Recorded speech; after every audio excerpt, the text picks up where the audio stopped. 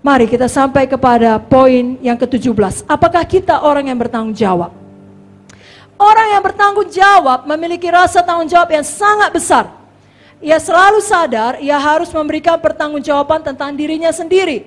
Kalau kita bertanggung jawab, kita takut akan Tuhan. Kita nggak sembarangan ngomong, nggak sembarangan berbuat sesuatu. Saudara mengerti hidup saudara meninggalkan kesan atas orang-orang di sekitar saudara, yang akan mempengaruhi mereka untuk kekekalan.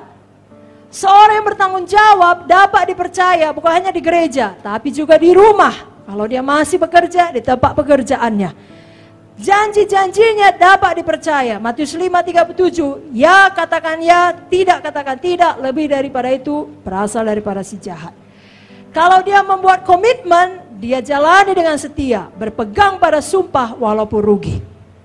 Tapi orang yang tidak bertanggung jawab selalu punya alasan. Dia akan berkata, bukan tugasku itu, bukan tanggung jawabku itu, aku tidak mau menanggung hal ini.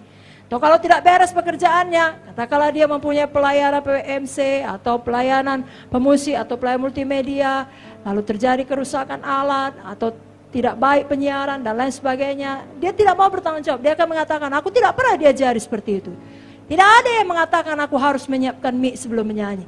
Tidak ada yang mengatakan aku harus memeriksanya, memastikannya. Dia tidak mau bertanggung jawab. Dia akan mengatakan, aku tidak suka ini, aku keluar. Tekanan kualami terlalu besar dalam pelayanan, aku tinggalkan. Aku akan tetap melayani juga dalam porsi yang aku mau. Tidak lagi sebagai full timer, sebagai jemaat biasa. Dan lain sebagainya, itu tidak bertanggung jawab. Kain melepaskan dirinya dari tanggung jawab pada waktu Tuhan menyanyikan, di mana adikmu?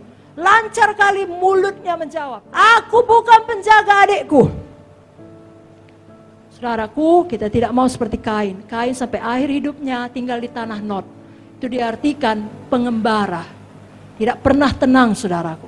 Pilatus juga demikian. Pilatus menganggap ia dapat melepaskan dirinya dari dosa menumpahkan darah orang tak bersalah dengan jalan cuci tangan. Enak kali ya.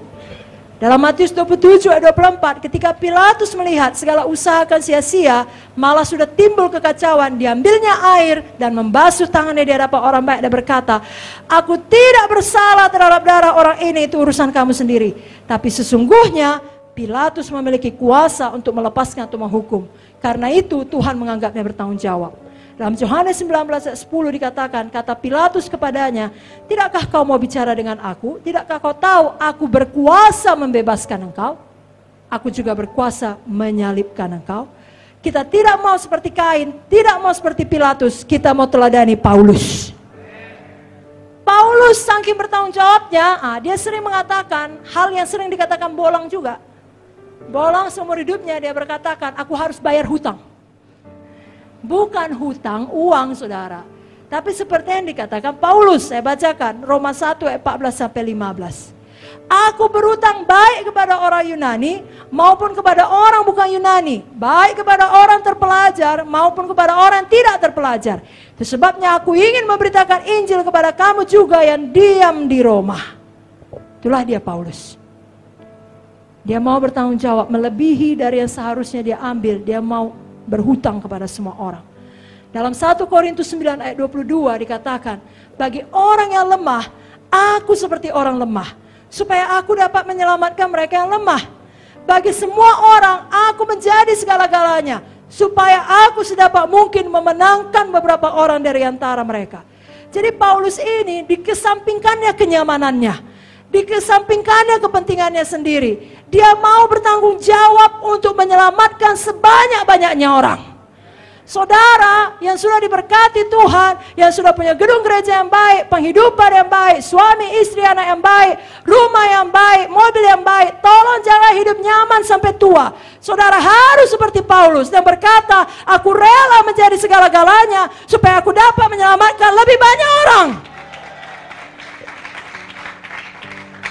Amin, saudaraku. Karena satu jiwa pun satu tambah satu saja itu lebih berharga dari seluruh dunia. Paulus dapat berkata demikian dan berbuat demikian karena ia senantiasa memiliki kehidupan Yesus di dalamnya.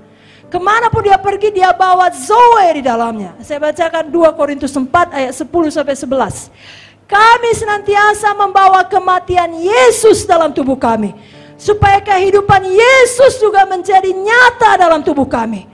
Sebab kami yang masih hidup ini terus-menerus diserahkan pada maut karena Yesus, supaya juga hidup Yesus menjadi nyata dalam tubuh kami yang fana ini.